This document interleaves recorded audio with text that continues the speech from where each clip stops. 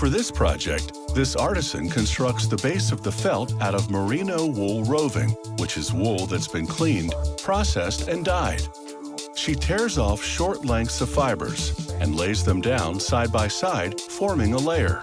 She lays another layer on top perpendicular to it. She builds up 3 to 5 layers this way, a technique called cross-hatching. This process interlaces the fibers, strengthening the base of the felt.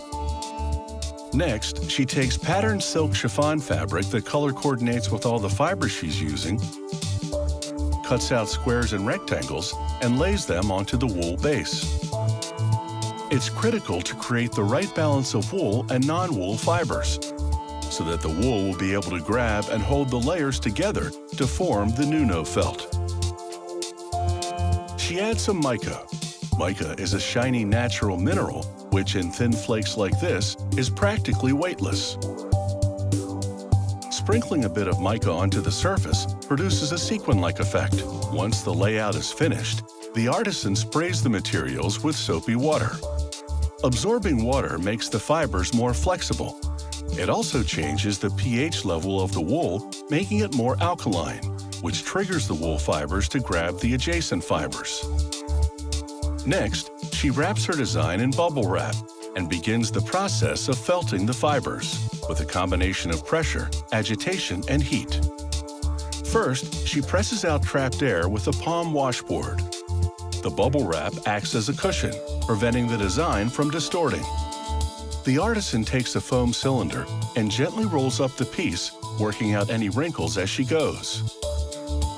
Next, she amps up the agitation by rolling on a series of textured surfaces. Each change of texture hits the piece at different points, pushing out the air between the fibers. While the wet fibers continue to interlock and compress with rolling, the wool and silk elements of the design shrink at different rates, producing contrasts in the surface texture. By the end, the piece, which started out being almost 1/3 of an inch thick, is now just 1/10 of an inch thick.